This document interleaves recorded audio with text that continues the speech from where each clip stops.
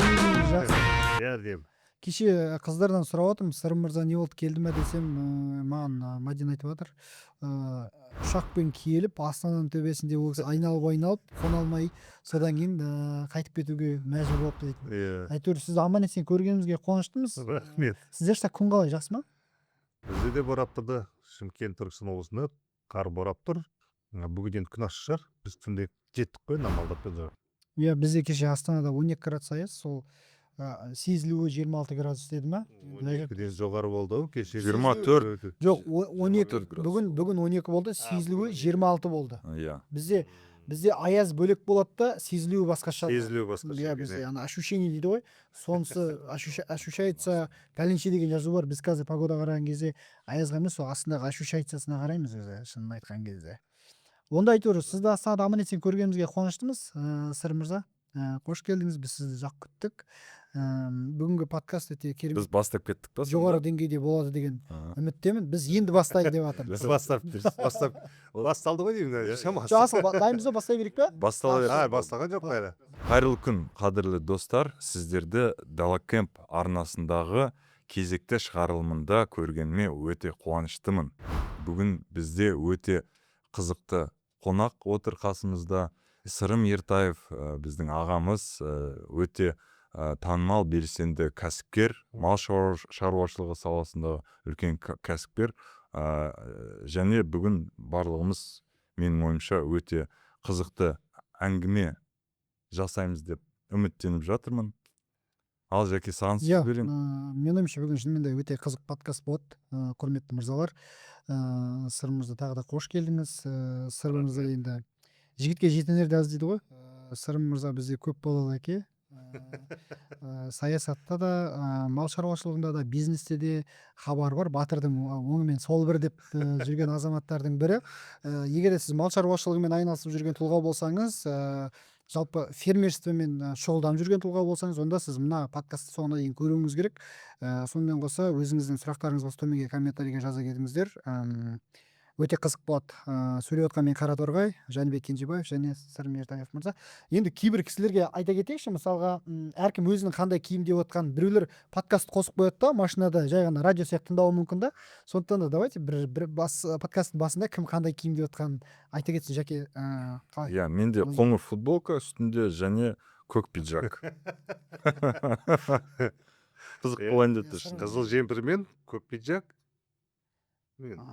Мен үстінде поло футболка, құрметті достар. Хоккей, как всегда, мен әскери түстегі киімдерді, сондай стильдегі киімдерді өте жақсы көремін. Онда бастайық онда, Сырым мырза. Қош келдіңіз тағы да. Қош келдіңіз. Шақырғандарыңызға рахмет. Аман есен келдік.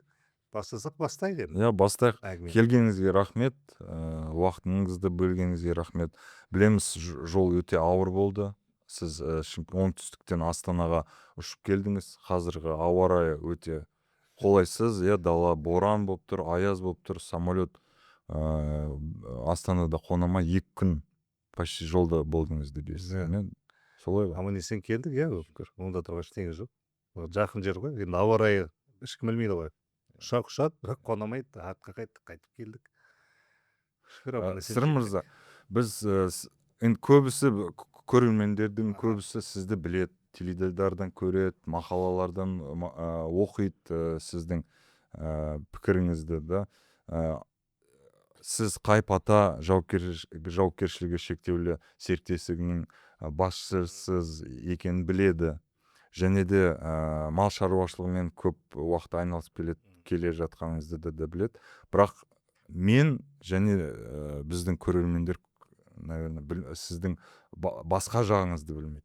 Бала шаға отбасылық жағдайлар, иә. Енді сіз 2003-те біз мал жайлы әңгіме қыламыз, шаруашылық жайлы әңгіме қыламыз, жоқ отбасын кесеміз. Содан бастайық, сосын ақырындап мал шаруашылық саласына. Сіз енді мен білуімше 2003-тен 2011 жылға дейін жеке кәсіпте болдыңыз, Сосын 2011-де Қайып ата 2011-ден бастап осы салаға қарай ауқымды бет бұрыс жасадыңыз ғой. Осы туралы айтып беріңізші. Бізге және бізді көріп отқан кісілерге өте қызық. Сіздің өмір жолыңыз. Өмір жол, енді балалықтан кезден бастасақ, ауылда мал бағып, ауылда барлық үйде қора бар. Қорасының ішінде 1-2 сиыр мен біраз қойы болады, жылқысы барлар болады. Сол біздің үйде бір 40-қа жуық, 50 мен 40-тың арасында қой болды. Қойдан бөлек та 2-3 сиыр болды, сауын сиырлар.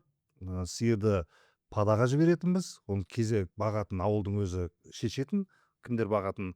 Ал одан кейін қойды қой кезек деген болатын. Қой кезек әр ауылда өзі мына кезегімен үй, мысалы бір 100 шақты үй болатын болса, либо 50 шақты кезегімен әр күні әр үй кезегімен бағатын. Ауылдың романтикасы. Бүкіл ауылдың малын бәрін жинайсыз, жайылымға шығарасыз, бәрін бағып әкеліп, кешкісін уақыты бар түсіресіз. Егер де одан ерте түсіріп қойсаңыз, ерініп, үйдегілерден бұрын ауылдың ақсақалдарынан таяқ жейсіз. Сен неге ерте түсірдің малды? Сондықтан бұл үлкен тәрбие деп ойлаймын. Сосын ерте алып шығып кетпесек малды, қойды жайылымға, ауылдағы ақсақалдардан тағы да ұрыс еститінбіз. Бұл да мен ойлаймын үлкен бір шындайтын бір тәрбиенің бір жөні деп. Сосын олар міндетті түрде біліп отырады. Сіз малды суғаруға түсірдіңіз бе, түсірмедіңіз бе? Сосын түсіргеннен кейін қанша уақыт ояқта ұстап отырдыңыз қойды күннің ыстық кезінде. Енді оңтүстікте бізде плюс 35-40-қа барған кезде біз сағат 12-ден сәл 1-ге таман малдың бәрін судың теңесіне түсіріп, сол жақта қайта ұстайтынбыз. Мал демалатын, қойдың бәрі демалатын, сосын жайлауға қайтадан шығаратынбыз. И кешкісін алып түсетінбіз. Жауын жауған кездері болды, жауын жауып, найзағай ұрған кездерде баламыз қорқып ертерек түсіріп, жаңбыр енді қатты жауатын болса, рұқсат малды жайлаудан түсіруге қойылады. Ал сәл жауып қойып қалатын болса, біз сол кезде түсіріп жіберсек, уже малды кері қайтармаймыз, ары қарай ауылдың бәрінен тарап кетеді, үйіне қойдың бәрі кіріп кетеді. Айқай-шу. Тағы да айқай-шу басталады, тағы ұрыс естітінбіз. Осындай тәрбиелердің бәрін көріп өскеннен кейін бізге әзір былай енді ол да бір кішігірім еңбек шығар, әзіргі балдарымызға сондай бір шіркін тәрбие басады деп ойлайсың да. Сосын үйге келесің, үйде одан кейін кешкісін бізде сиыр пададан келеді. Бізбен пада дейтінбіз оны ауылда. Оны пададан жайлау ма? Жайлауға ол сиырды бөлек жайлауға алып шығады. Сиырды ол кезде бекітеді ауылдың ақсақалдары. Биыл қай отбасыға береміз, ақша оған жинап, албас ақша жинап береміз. Бізде өріс дейді. Өріске шығару үшін өрісте сол бір семьяға адам бағымға береміз. Ол бәрін жаңағыдай 300-400 сиырдың бәрін бағып, азанда апарып тастайды, сол жерден өздері алып кетеді. Кешкісін жайлаудан түсіреді, өрістен. Түскен кезде оларды күтіп алуға барамыз біз. Кезекпен бағады. Жоқ, қойды кезекпен бағатынбыз, қой кезек дейтінбіз. А сиырды уже ақша жинап беретінбіз. Сезон, бір сезонға бересің сиырыңды. Сол алып кетеді да, сосын сезонның аяғында сиырды төлеп қайтып алып келесің ғой. Бағым дейді, өріс дейді әркім. Сонда қой сияқты қайтып келмейді күнделікті, иә? Жоқ, келеді. Күнделік. Жоқ, сауын сиырлар қалады ғой. Жоқ, күнделікті келеді біздің ауылда, күнделікті келеді. Азанда апарып тастайтынбыз, кешкісін түсіреді, күнімізді бақ күтіп алатынбыз сиырымызды. Бізде үйде 2 сиырды мен жақсы білетінмін. Ала сиыр мен сарала сиырымыз бар еді. Сосын бір ұзақ туысқан жиендерімізді былай келеді ғой, соларға берілді. Қайбір жыл біз мектепте оқитынбыз. Сол пада бағу деп айтылады біздің ауылда. Паданы бағу үшін жаңа өріске шығарады. Соларға біз көмектесуге бардық. Туысқан, алыс туысқан бәрі шеттен сыныптасымыз. Жазғы күні шәкәнекөл демалыс барып мал бағуға бірге баратынбыз. Өрісте жүргенде атпен жүріп бағатынбыз. Атта малдар жаңа оқалақ ойнап қашатындығын, оларды не оқалақ шағатындығын, құйрығын көтеріп аттаған қашады. Оны қуып жету үшін ат керек, ешекпен жете алмайсың. Жаяу мүмкін емес. Соны бала кезде сондай қызықтар болатындығын, мал бағып жүріп, қаншама сондай қызықтарды көрдік. Бала кезіңіз қай жерде өтті? Түркістан облысы Қазығұрт ауданы Жаңабазар ауылында. Жаңабазар деген ауыл бар, оңтүстік өңірде. Сол ауылда бізде әзір 70 жылдық тарихы бар деп мақтанып көп жерде айтамыз. Қымысқан ақсақалдардың қымысы ішетін, әр жексенбіде жиналып қымыз ішеді. Сол жерде отырып жаңа талқылайды. Осыдан 70 жыл бұрындары, 50 жыл бұрындары өзге ауылдың бәрі келіп, енді социальный сеть жоқ, информация жоқ, құжат сөйлеп келіп, ақпаратпен бөлісіп, қай ауылда қалай мал өріс дамып жатыр, қай ауылда жетім жесір қалай болып жатыр деген нәрсені үлкен проблемаларды шешіп, сол нәрсені реттеген. Енді мына қой кезепкен енді малдың арасында жүрген екен, ауылда шомыласың, ойнайсың. Керемет кездер еді ғой ауыл. Сіз бар ғой, сіздің әңгімеңізді тыңдап отырмын да, мен сіз оңтүстік Қазақстандансыз, мен Торғайданмын. Торғай деген Қостанай облысының Ақтөбе жақ аймағы, кезінде өзі жеке дербес облыс болған. Сізбен құдды бір ауылда өскен сияқтымын. Жаңағы қойды бағу, шалдардан сөз есту, дисциплина ғой бәрі. Малды уақытында алып кетіп, уақытында қайтару, түскі шаңқай түсте мысалы 1-2 сағат судың басында ұстау, оларды тыныктырып аргай алып кетүү, сыйырды багымга берүү, кайтарып көчмөнді мәдениети ғой, бәрімізде сакталып калган, көрдүңүз бе? Бәріміз Қазақстанның әр жеринде шашылып жатырмыз да, бирок осындай мал багуу мәдениетimiz бир. Бул кечеги биздин тарихпен абден тутас сабакташып атканыбызды көрсөтөт да. Енді кызык факт да, мен бул көрдүңүз бе, мал негизи үлкен тәрбие ғой бул. Малды багуу, оған карау, бала кезде біз ойнап жүрдік қой. Ол біз малға багып жүрміз деп ойлаған жоқпыз, ойнап жүріп багып жүрдік та. Сол азыр есіме түсіп жатыр да, сіздер айтып жатқан екен. Жаңағы көрші қасымыздағы ауылда ағайын туысқандар тұрады, ағамыз тұрады. Оның қой кезегі қылады. Ол үлкен кісі болған кезде енді жас бізден үлкен ағамыз 7-8 жас. Ол айтады, малды қой кезек бағып бер деп біз әкетіп қалады. 10 күн бағып береміз. Ана ауылда туысқандар 10 күн. Осы қой кезегіміз айналып келіп қала береді ғой. Туысқандар келіп қалса, ол біз барамыз көмекке. Өйткені жалғыз бек адам бағамайды ғана, мал көп қой саны. Бала кезінде мен де мал баққанмын, бірақ біз қозылақ баққанбыз. Жазғы каникулға ауылға барамыз. Біздің ауыл Қызылорда облысында, Жаңа Қорған ауданында болатын.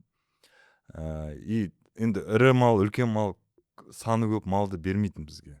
Не доверяли. Біз тек қана қозылақ. Қозылақ деген енді әр үйден бір 20-30 қозылақ шығып, соларды барып бақып кетеміз. Ол да кезек. Азында әлі есінде сағат 10-да жиналамыз. Бір жолда бір 10 үй болып, әр 10 үйден 30-20 қозылақ шығады. И соларды бір топ қып кешке дейін бағатынбыз. Өзімізбен бірге қатқан нан, айран, су, сондай нәрсені алып кетеміз де, и күні бойы далада күннің астында жүретінбіз. Қызық я, мал деген тәрбие. Біз ана өрістен ірі қара малымыз түседі ғой, сиырларымыз. Оларды біз азында шығарып жібереміз, қайтадан күтіп аламыз ғой. Күтіп алып үйге әкеп жатқаннан уже біз білеміз, оларды уже бізде оңтүстікте июнь, август айларында шөп былай айтқанда жоқ есебі ғой. Шаң торпақтан тауып әрең келеді, күнделікті жайылым күнде таптайды. Күніге барып келген жолын бәрі тапталып біткен, орды шөп өспейді. Әзірге біздің дәстүрлі түрде заманауи түрге көшеміз деп жатқанымызда сол ғой, бір жүретін жерін таптай беретінімізді шөп өспей қояды. Жер тозып кетеді. Соны біз ана енді ауылда апарып баға берді, соны енді тәсілін білмегендік қой деп ойлаймын. Өсіп тұрған шөпті таптап, ақыр жағында бізде жайылым аз болған екен, малдың шөбі аз болып қалады. Үйге келеді, үйде оларға жаңағы үйдің қалдықтарын бәрін езіп, кесіп, дарбыз, қауынның қалдығы бар, бәрін езіп, огородтан жиналған алмаларымыз бар, шірігені бар, соны бәрін кесіп турап беретіміз. Оны жеп болған екен, өзіміз үйдегі участодағы огородқа арқандайтын тұғымыз. Жебасын біраз, нәрабасын деп. Ертесіне бірақ азында қайттан балабақшаны сайтыққа жібергенде әзір қалай. Дәл солай малды обратно жер жүреміз. Кешкі боламыз да, бірақ қайттан тамақтандырамыз үйге келгенде. Бірақ ол көктем кезінде емес, жаз кезінде сондай еді. Әзір есіме түсіп отыр да, сіз ана өлеңіңізді айтсаңыз болады екен ғой, жазда апамның ауылына барып едім қыдырып деген. Ауылда жүріп қарағандарыңыз өте керемет болған екен. Өйткені сұхбатта жарасымды болады да ол. Балалар өскен екен, естіген екен. Сіз бала кезде сиырды көп бақтыңыз ба, қойды көп бақтыңыз ба? Мен қойды көп бақтым ба деп ойлап отырмын. Қойды көп бақтыңыз ба? Енді мен сіздің осы байсалдылығыңызға қарап ойлап едім, осы Сырым мырза қойды көп баққан шығар. Қазақ білесіз ғой, ертеде мінез жындылау балаға бұзықтау, шошақайлау, жаңағыдай ширақ еті тірі балаларға қой баққызған екен да, сәл басылсын деп. Мінезі бос, жаңағыдай кішкене демейтін момын балаға жылқы баққызған екен, мінез шықсын деп. Сен походу тек қана жылқы баққасын, я? Біздің мен туған жақта жуас момын немесе ауыз ашылып жүруге ондай жоқ. Біз спартанецтер бар ғой, әлсіздерді лақтыратын жардан, біздікі сол сияқты условия торғайда. Ал содан кейін енді бала кезіңіз ауылда өтті, мал бақтыңыз. Одан кейін қандай мамандық таңдадыңыз, қай жерде оқыдыңыз? Бірінші жұмыс орныңыз қай жерде болды? Соны айтып берсеңіз. Оқыды бітірдік. Ол кезде енді бізден сұрайды, қайда оқып жүрсің? Оны аңдай алмаймыз, білмейміз. Енді ауылда менің құрдастарым бар, мен мынандай боламын деп, мынандай мамандық таңдаймын деген өте аз болған шығар. Сонымен қараймыз, үйге туысқандар келеді. Бір туысқан, жездеміз таможняда жұмыс жасайды. Ана қысын қарайсың, мемлекеттік қызметкер, біреу бизнесмен. Бизнес деген қатты өзі түсінбейтін кезіміз, енді сол кеденші болған, заңды оқимыз деп, экономикамен жаңағы біз әзір сол кеден ісінің оқуына Шымкент қаласында Мұхтар Әуезов университетінде оқуды бітіргеннен кейін бірінші курс оқуға түстік 99 жылға. Сөйтіп ол жақты тамамдап болғаннан кейін диплом қолға алып жұмыс істейміз деп жатқан кезде кішігірім денсаулыққа байланысты, неге байланысты көп жерге жарамады да, бірақ сот саласына барып, ағамыздың қасына барып, практикада үйреніп, соттың хатшысы болуға дайындалып жүрген кезімде 3-4 ай өтті. Сотта жаршыл өтті ме екен, несін дейміз. Адамдар соттайсын, адамдар ажырасып жатыр. Ана жерде күніге бір айқай шу, дым ұнамады. Сөйтіп Шымкент қаласында кафе Камшат дегенді білесіздер. Кафе Камшатта біздің Жарас деген атамыз бар. Сол кісінің қолына бардым. Сол кісі бизнеске үйретті. Сол жерде орысшаны қарқып сөйлей алмағандықтан орындықтардың қисайғанын, краскілейтін жерлерін, шиқылдап қалған жерлердің бәрін реттеп жүретін маман сол жерге кірдім. Өз орнын кейін сол жерде біраз істеп жүрген өз орнын тауып алдым. Сол салада істеп жүріп бармендікті үйрендік, барда қалай тұру керек екенін, қалай жұмыс жасау керек екенін, есеп қисапты сол жерде тағы ойнадық, ақша санауды үйрендік. Оның алдында 3 ай каникул сайын студент кезімізде, 3 ай каникул шыққан кезде ағаларымыздың заправкасы бар еді, сол жерде тұрып, тоже кассада жұмыс істеп үйренгендігіміз. Бұяққа бармен болған кезде кішігірім бухгалтерсің, есеп қисаптың бәрін санайсың, бүкіл тауарға сіз жауаптысыз дегендей. Ол жерде де біраз уақыт жұмыс істеп үйреніп алдық. Соның снабженство айналысып келіп жатқан кезімізде етті біздің ресторан кафелерге доставка жасайтын компания бар, фирма бар, әкеледі. Бір күні әкеле алмай қалады.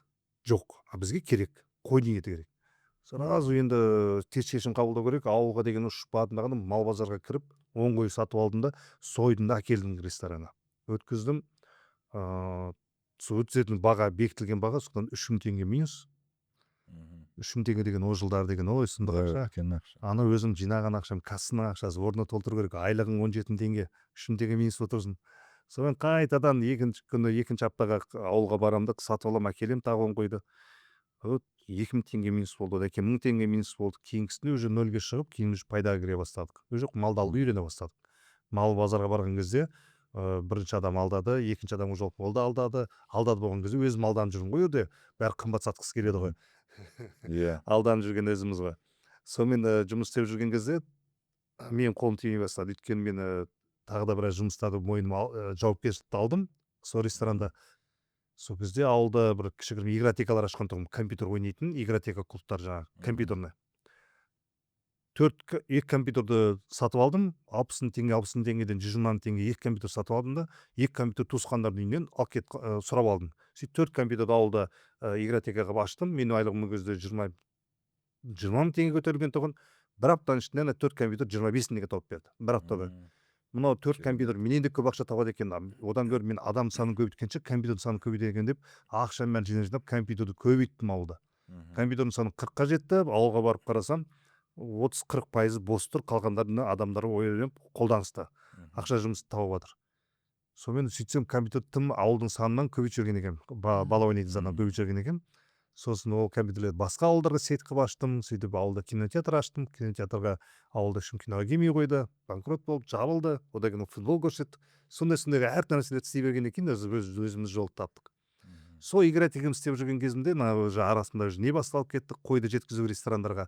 Енді өзім соны салада бір жылда істеп жатқан кезімде, 2 класстас досыммен отырып сөйлесіп қалған кезімде, біз Ақтауда вахтада жүрміз, неяқта жүрміз деді. Біреусі енді игротекада жұмыс жасайды, ойынханада. Жігіттер, может, сендер істейсіңдер қойдың, сендер әкеліп өткізесіңдер кафеге. Мен сияқты отырмын, жұмысымды істеп жатырмын, сендерді мен қабылдап отырамын. Мен сендерге 200 теңге айналымға. Осымен айналысыңыздар деп. Ол кезде бір қой 7-8 теңге, 10 теңге тұғын. 200 теңге қолдарына беріп, 10 қойға жететін ақша. Бүкіл базарды аралап келіп, сойып әкеп орыңыздар деп. Солай олардың да жұмыс солай басталды. Сөйтіп команда болып бірге бастадық. Сөйтіп арада бір жылқы, бір бұқа бордақылайтын болдық. Оған тағадан бір адам қосылды. Сөйтіп 4 жігіт болып, осы жұмыстың басын аяғына бірге бастадық тағаны. 2008-де басында бізде 200 теңгеміз 1 миллион теңгеге көтерілді обороты.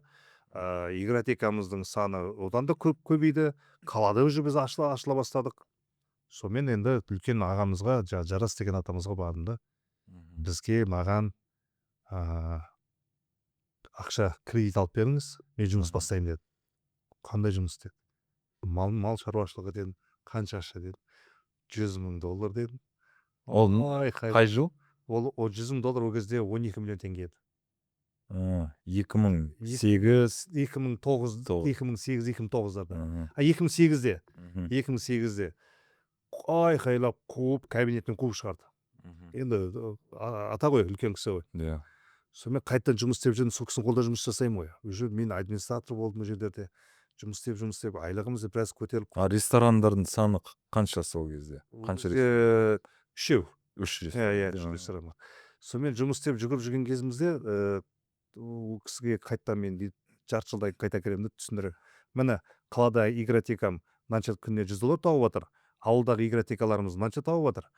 И мен егер де сол $100,000 жоқ жіберсем, банкрот болып қалсам, мен солардың ақшасымен өзім сізге осы жерде жұмыс істеп жүрмін, құтыламын деймін ғой біраз жылда.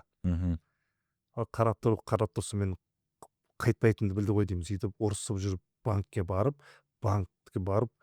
2 деңгейдегі банктерден $7,5 миллион теңге алып берді. Уже ол кезде ол $50,000 болып қалды. Уже $100,000 ол кезде $14,5 миллион еді. Әжептәуір ақша. Сізді 2009-да соны алдым да ғана $7,5 миллион теңгені алып, командамызбен бірге ауылда мал іздей бастадық қой.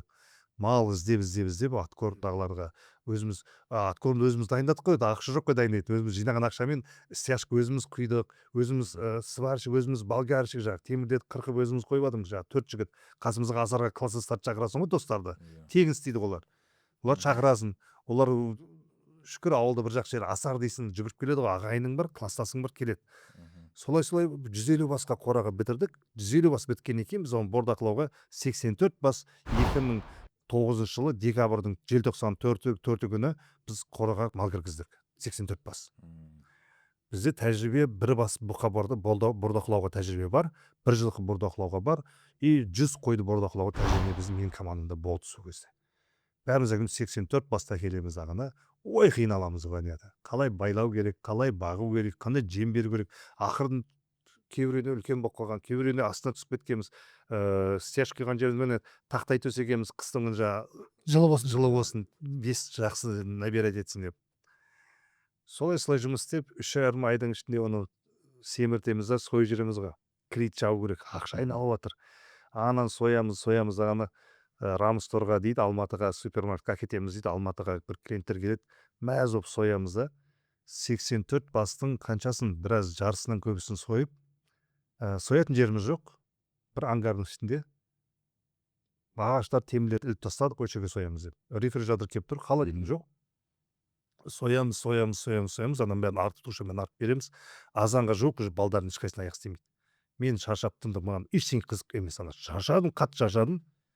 Ештеңе қызық болып тұрған жоқ. Соны бітті, есігіне жабылды, сойылып бітті деген кезде төсек бар бір құйықтап, қайтып есікті жинап, тазалауымыз керек қой.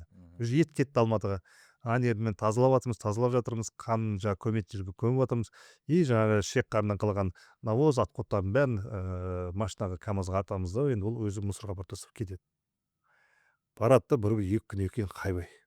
Қандай қайбай, көрші ауылдың ақсақалдардың бәрі келіп, арқым әкеме келіп, шолап сенің балаң бірдеңе полямыз ластап тұрды. Қыстың күні сойғанбыз. Қардың үстіне машина жүріп барғанда көрші ауылдың алыс жағына барып, мусор тастайтын жерін жетпей, басқа көрмейтін жерге сайға тастап кеткен ғой. Оны ана ауыл көреді де бізде. Айқай шығарып сөйтіп ауыл тәрбиеледі ғой бізде, ақсақалдар. Бұлай істеуге болмайды екен деп. Уже мусорға дейін апарып беру керексің, или өзің жинап, осы қар жол ашылғанша мусорға апарып күту керексің. Осындай хайвайлар болмас үшін. Осы бір ауылдың ақсақалдарына көп нәрсе байланысты екенін мен әзір соны оқып жатырмын да. Өзге ауданға барам, өзге ауылдарға барам, малды көп бағатын жерлерге. Енді барлық жерге тастай береді. Өлексенді тастай береді. Қалай болсын солай. Ол ауылдың ақсақалдары жоқ екенде тәрбиелейтін жастар. Айтпайды, мынау ұят болады деп. Сосын атамыз айтады, жер ол ана, жерге қара. Қарасаң саған береді. Ластасаң, өзіңді ластағаның ғой. Анаңды ластап жатсың ғой сен. сөйтіп ауылда сондай бір рет сөйтіп ашып жібердік па, олай жіберген жоқпыз одан кейін мүлде. Кешіріңіз, ол кезде сіздің бұл шаруашылықта 84 бас ірі қарамен бастаған кезде сіздің жасыңыз қаншада болды? О, ескілеу керек қой, есте кішкентай 25 25 жаста, иә? 25 жаста осыны бастап келдім, 25 едім біз. 25 жаста едік. Тірлікті бастап қолға алғанымыз 25 жаста болдым сол кезде. Біздің көрермендеріміздің арасында өте көп жастар бар.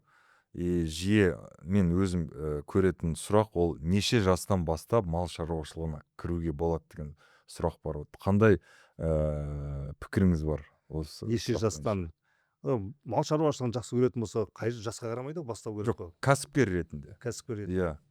Не просто там ауылда мал бағу, ал кәдімгідей бір мекеме жасап, бордақы алаң соғып па, немесе репродукция саласында. Осы Вот қай сұрақ, жастан? осы Жаке сенің сұрағын жандандырып кетейінші, рұқсат Иә. болса. Мысалы, мен құрылыс бастадым бір кездері. Мен құрылыс бастаған кезде сіздің жасыңызда болдым.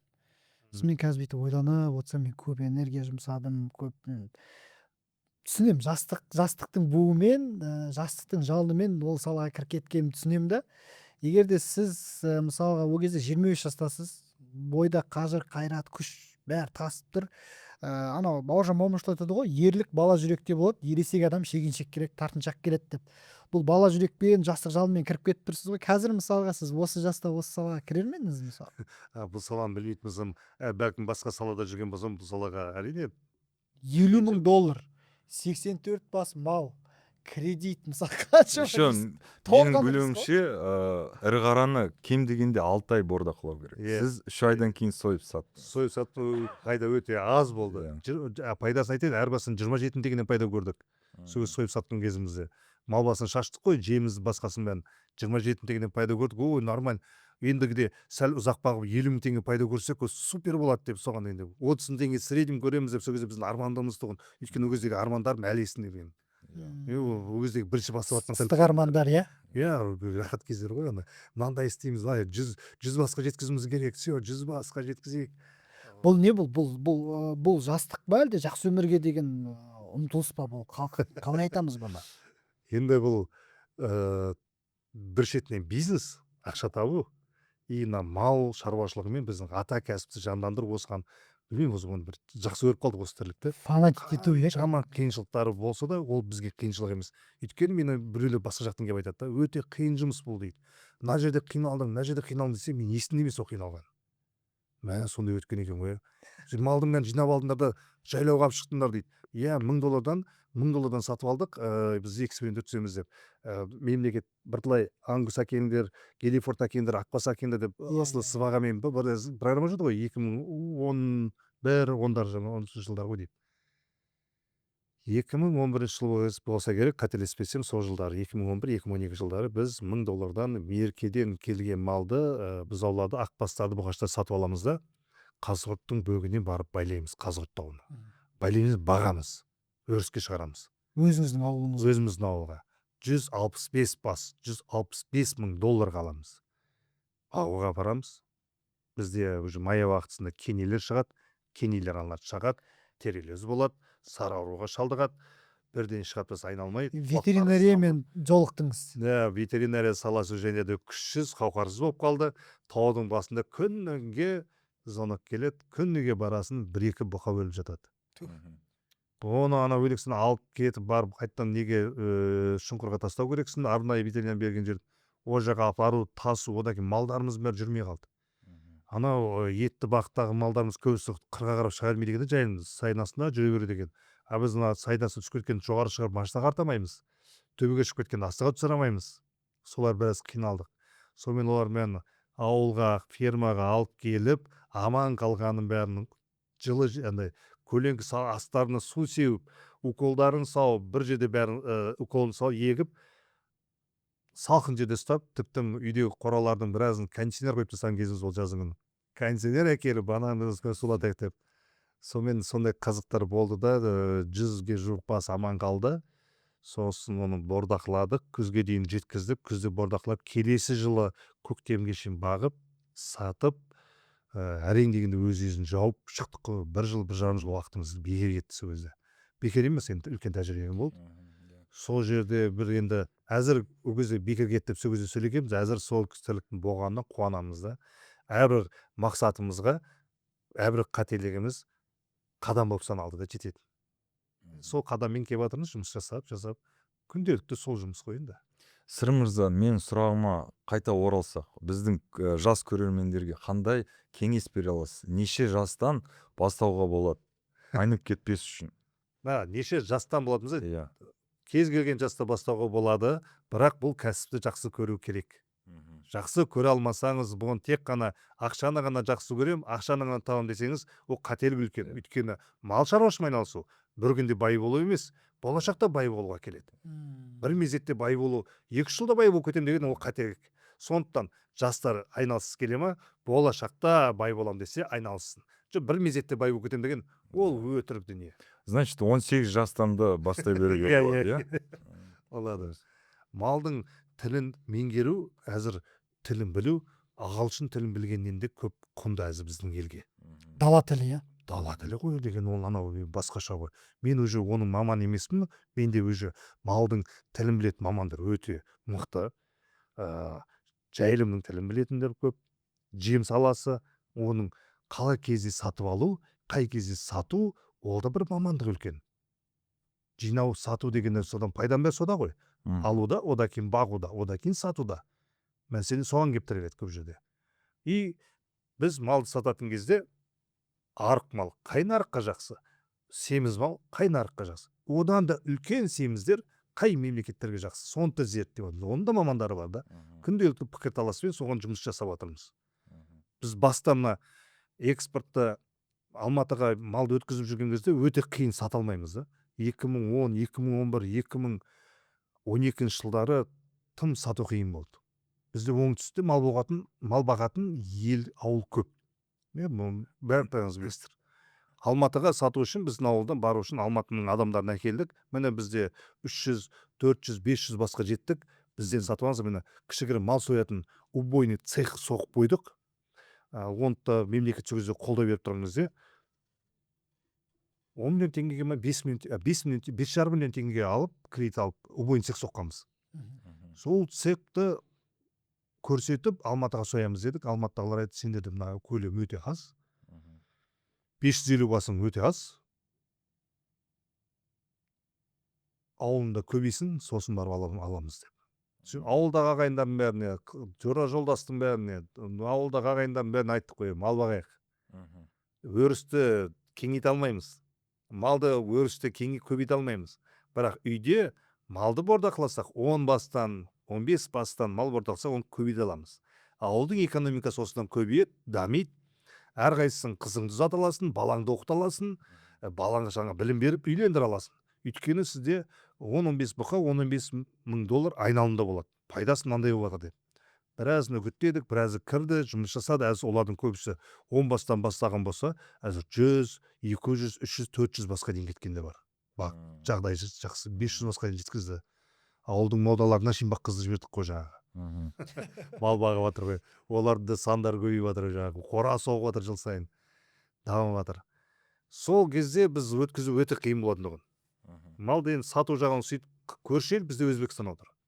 Сөйтіп Өзбекстанға барып жүріп күнделікті араласатын ел ғой. Баға ояқта сәл қымбаттау болып қалды. Бірақ 2007-2006 жылдар, 2008 жылдар ояқтан семіз жылқылар келетін бізге да. Сонымен ояққа барусақ, ояқта бағасы көтерілген сияқты да, біздің бағамен салыстырсақ. Даже біздің бағамен бірдей болса да бізге ақшаны төлейтін адамбыз дедік қой. Етіңді алайыншы деп. Ет алатын адам таппадық қой. Етіміз дайын тұр, семіріп тұр. Уже диетаға отырғызып қойғанбыз малдың бәрін. 1,5 айдан бері сата алмай жатырық қой. Кредитті жабуымыз керек. Сонымен Өзбекстанмен сөйлесуді бастап жүріп, мынаны амалдап жүріп Қазақстан іште саттық. Екінші мал бордақылаған кезімізде, сөйтіп жүрген кезімізде 1,5 жыл жұмыс істеп Өзбекстанмен 2013-тің желтоқсанында нарықты аштық қой. Бірінші болып ояқта жұмыс істеп, Ислам Карим, Өзбекстан Республикасының президенті рұқсат беріп, бір ғана компания пробный әкелуге деп, соның қасында командасының тілін таптық, араластық. Соның қасында жүрген жігіттер бір ғана компания өздеріне рұқсат алды, и бияқтан Қайбата рұқсат алды. Өзбекстанға өткізуді бастадық етті апарып соямыз деп өзіміз соққаны бойынша сойып апарып кіргізіп жатқан кезімізде таможнядан кеден бекет өткізбей қойды 2013 желтоқсан 2014 басында ғой деймін. Не кіргізбейсіздер біздің таможняға құжаттарына мен құжаттар счет фактура ветеринарный справка бәрін бердім басқа әңгімелер айтып жатыр еді. Мен айттым Назарбаевтың шереті тұр көрсетті, мына кісі кеше айтты 60 тонна экспортқа шығаруымыз керек деп. Сіздер президентке елбасына қарсы келіп жатсыздар ма? Жоқ, қарсы келіп жатқан сен құжатын түз десейші дейді. Құжатын түзу мен деймін ғой. Сөйтсем таможняға тіркеліп төлейтін жарнасы брокерская услуга сондай бір нелер көп екен да процедурасы. Оны істеп жүрген кезде 2 күн уақыт кетті. Соны білмейсіздер өткізіп бітірдік сол кезде. 2 күннің ішінде границадан ары өтті, Ташкентке кірген ашқан кезде охлаждение етіміз замороженный ет болып қалған. Қатып қалған ғой уже. Қатты салқындатылған ет емес, уже өте қатты салқындап кеткен. Сонымен оны ашып еді тағы да бір Минскқа кеттік. Ол клиенттер сетке қашып кетті. Бір жерде ет кіріп тұр Қазақстан. Ол көрді еще халал емес оған қарайды ол ел. Соның бәрі ол жерде Минскқа кеттік дегенде келесі жол ашылды, үйреніп алдық. Сонда Қайпата компаниясының тарихы осы 2013 жылдан бері басталады, Экспорт. Экспорт. Желтоқсаннан бастап. Ірі кәсіп ретінде. Ірі кәсіп ретінде Өзбекстанға біз өткізді бастадық. Одан кейін тірі өткіздік, етті өткіздік. Жалпы 2013, 14, 15, 16 қасымызда Өзбекстанмен өте тығыз байланыс жұмыс жасадықтағаны. Сосын барып Өзбекстанда 2015-те ме 14-те ме екен бір ет қатты қымбаттап кетті өздерінде. Сөйтті де олар жан-жақтан жапты да Қазақстаннан ет кіргізіп жатыр ғой біз. Бізге условие қойды. Базарда сатасың етті. Бір адамға 5 килограммнан сатасың. Болды, артық сатпа. Охо деді. Бізге қызық сатсақ болды ғой. Бірақ базарда тұрып шауып жатырмыз 5 килодан тізіліп тұр адам деген. Қазақстан өзіміздің неміз тұр, Қайбата жазылып тұр, Қазақстан флагы тұр. Чарсы базарында қаншама халық келіп алып жатыр. Ол кезде 27 сом еді. Біз 24 сомнан саттық. Әзір 104 мың сом Өзбекстанда 1 кило біздің Қазақстанның еті. 110 сомнан, 110 мың сом. Ол кезде 2013-14 жылдары 27 мың сом еді, сонда 104 мың сом болып тұр ғой Өзбекстанда. Теңгеге Ол кезде бізде теңгемен қаншадан саттық екен, есімде емес теңгеге. Ол жылдар біздер 1500 теңгеден болды ма екен, сондай болды ғой ет. 2013-те, да? Мыңға да жеткен жоқ деймін. Қазақстанның етіне деген ол жақта көзқарас қандай?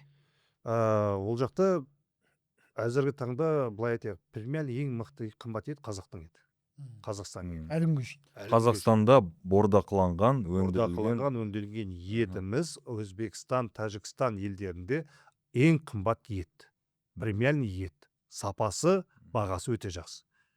Одан кейінгі тұратын Беларусь елдері, енді бірінші мемлекеттің бірінші өзінің еті мықты болады ғой.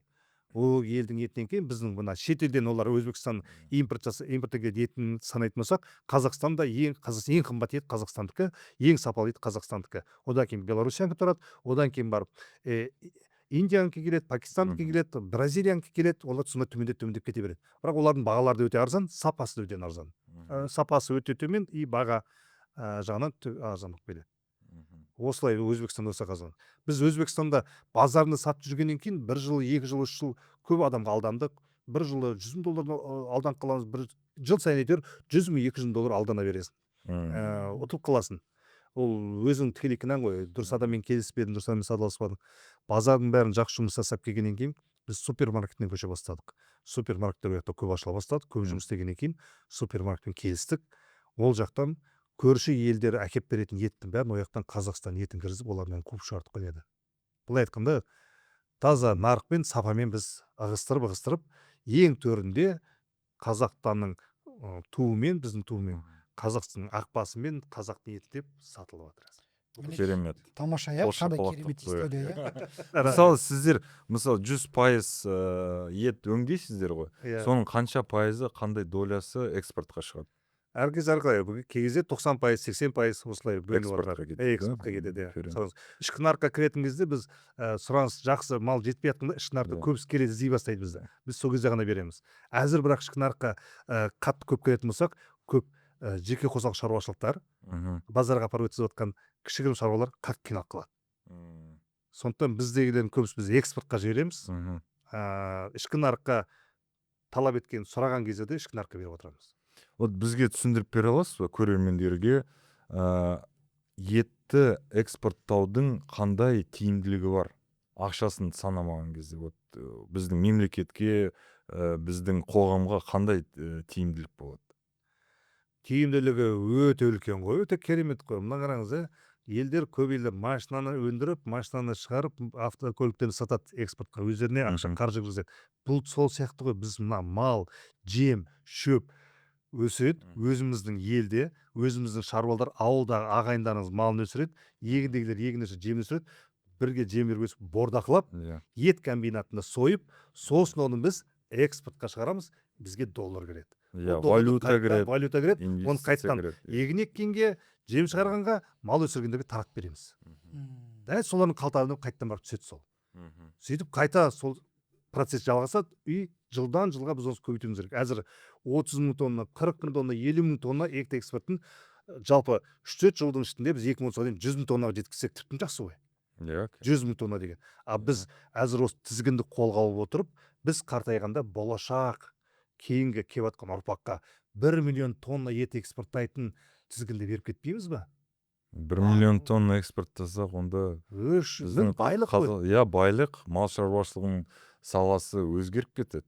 Өркендеп кетеді. Өзгеріп, мал шаруашылық саласы, ет комбинаттарымыз, кім қандай жұмыс жасаса да, еңбегіне қарай малы сатылады, еңбегіне қарай тауарын сатады. Сол сияқты бұл нарық өте үлкен нарық. Әзір болып жатқан көп саяси ахуалдарда әрине біздің елден Құдай сақтасын, бірақ әзір мына біздің етке деген, Қазақстанның етіне деген сұраныс өте жоғары.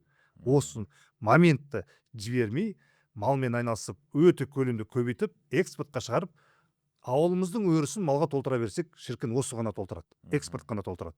Ішкі нарығымызбен толтырамаймыз. Сыртқы нарыққа шығару ғана біз толтыра аламыз.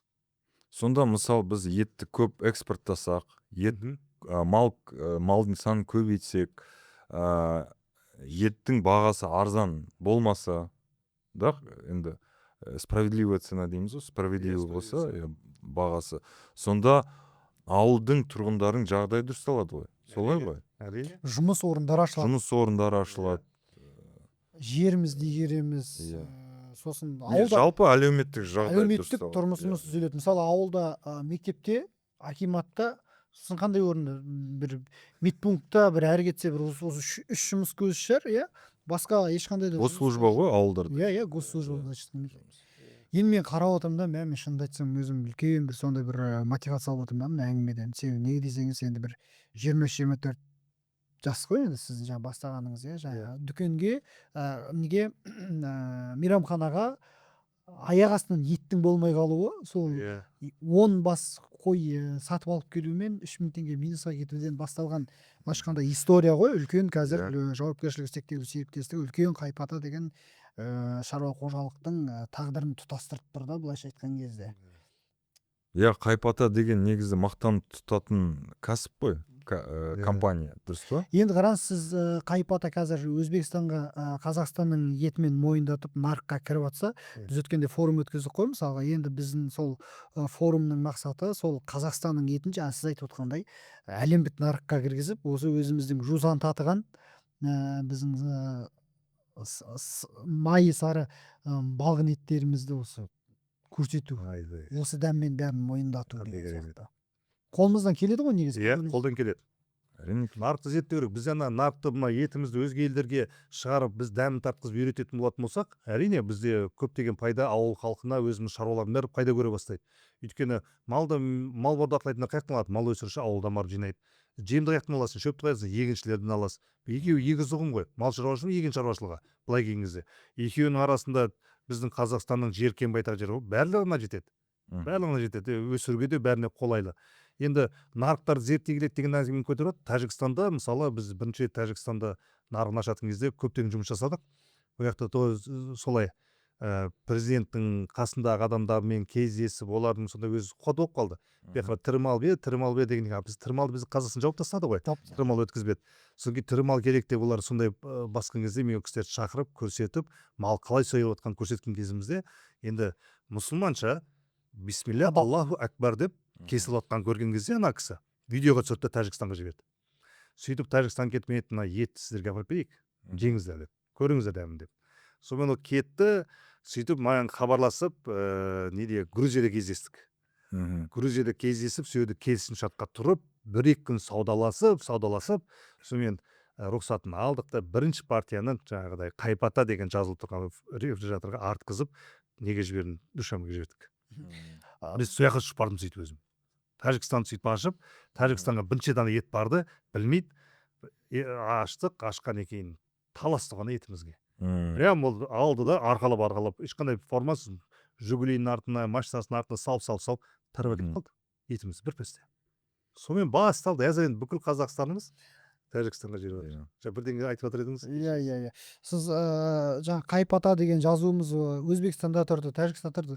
Жалпы Қайпата деген бұл названияның тереңіне үңілсек, бұл енді ата деген сөзден ақ білуге болады енді, иә. Бірақ осыған кішкене тоқталып кетіңізші жалпы. Бұл атауға қалай келдіңіздер? Енді әжем қолында өстім ғой. Атамыз Қайып деген атамыз, менің әкемнің әкесі. Ол кісі өмірден мен 84 жасында енді ол кісі өмірден өтіп кеткен. Енді соға дейін апаның қолында тәрбиеде қалған екен. Апа деген енді ауылда береке, қара шаңырақта өстік. Апамыз айтатын. Мына деді, балдарым өсіп жатыр, басқа қылып жатыр. Балам ертең бірдеңе не болсаң, менің шалым атын жазып қой нерге деді. Охо дедім. Енді апа бір күн ауырып жүр, неғып жүр. Ол кіші бұрын айтқан, 7-8 жыл бұрын айтқан ба. Мен кәсіпті қоймен айналысып жатқанмын 2005-2006 жылдары бастағанбыз оны. 2011 жылы 2011 жылы үлкен нәрсе, 2013 жылы үлкен аткорны бастадық, 1,5 басқа құрылысты. Сол жерге ангардың үстіне Қайпата деп жазып қойып, апамды әкеп көрсетіп, батасын алып, сөйтіп аталып кеткен компания. Енді әзір Қайпата секілді тағы да аткормен айналысатын 3-4 компаниямыз бар. Аттарымен, өзге аттармен аталатын.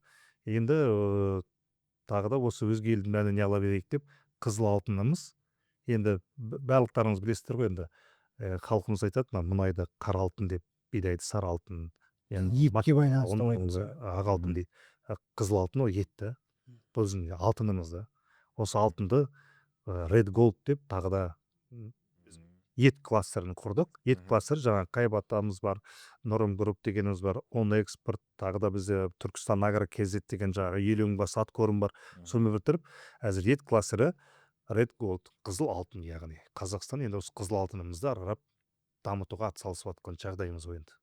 Вот мен бірнеше жыл бұрын Сайрам ауданына бардым. Ол кезде сізді танымаймын. Әкімдіктің жұмыскерлері маған айтады, давай саған бір үлкен мекеме көрсетейік, Бордақы алаңын, 16 000 бас Бордақы алынады деп. Сөйтіп, походу сіздің Бордақы алаңыңызға бардым. Вот мен қандай картина көрдім? Заманауи, продуманный, өте мықты соғылған Бордақы алаң көрдім. Вот сіз сол Бордақы алаңына қалай жеттіңіз?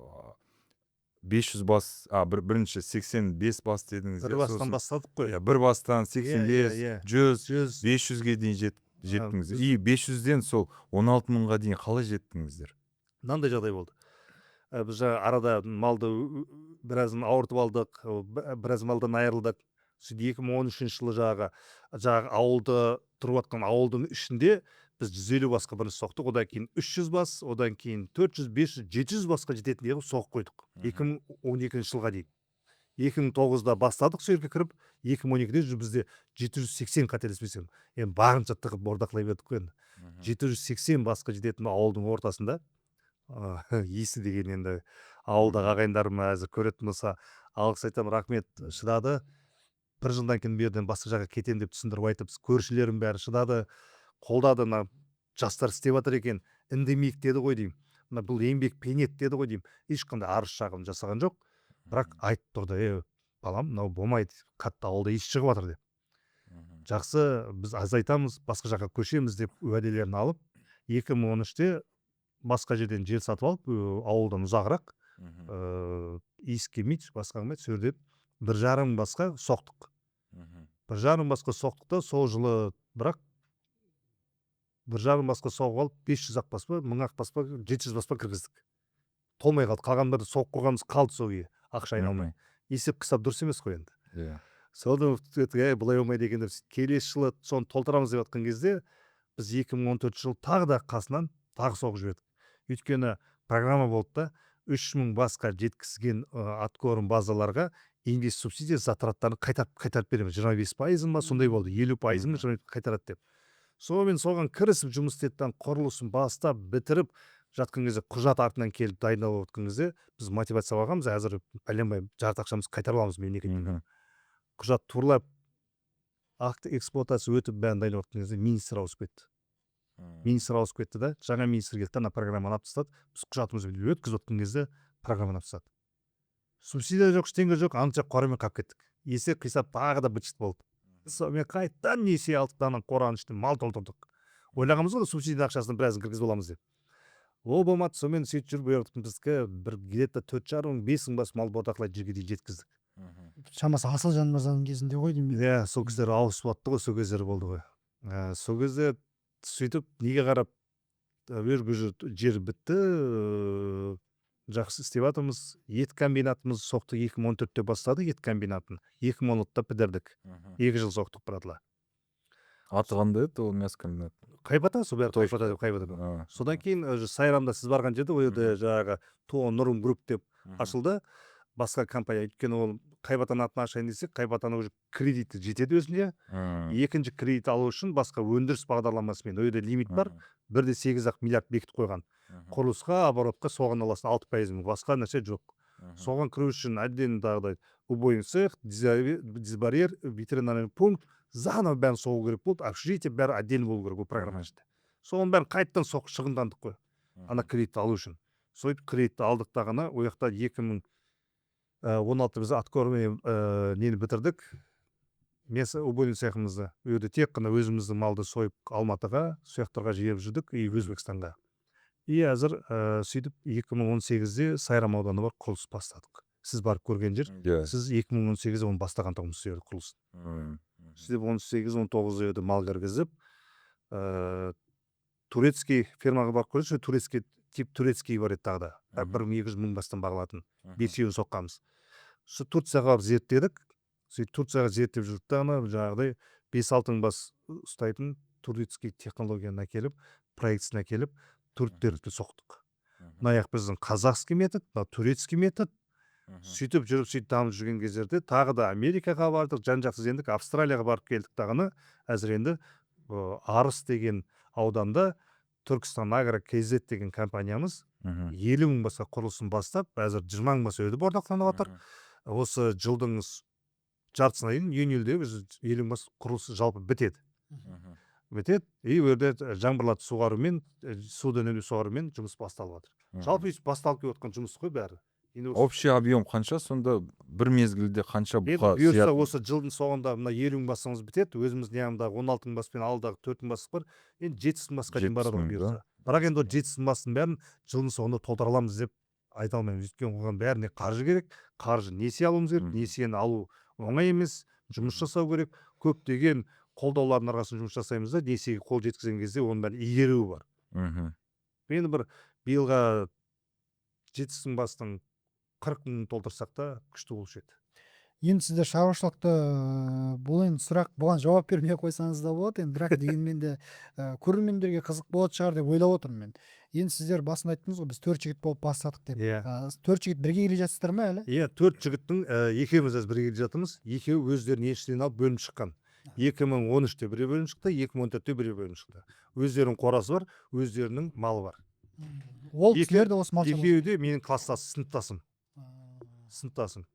Осы мал шаруашылығында біз деген ауылда деген мал бағатындар бар ғой. Біз ауылда кешкісін шығамыз ауылдан. Қалаға келеміз, кинотеатрға, киноға кіреміз. Мен қасында мал майдасады көбісі кино жақсы көреді. киноға кіреміз, киноға көріп шыққанда киноның әңгімесін жарты сағат айтамыз да, пиццаны алырамыз, попкорн бар алдымызда, кинодан кейін отырып, пицца жеп отырып, малды кім қалай бақты, қалай өзгертті, қандай жем берді, қандай тәсілдер қолданды, соны талқылаймыз отырып. Тәжірибе алмасу. иә. Постоянно сол. Қыс мезгілі сол бізде. Көктемнен бастап таппайсыз ешқайсың, бәрі жұмыста уже. Күзден бастап қайттан басымыз қосылады.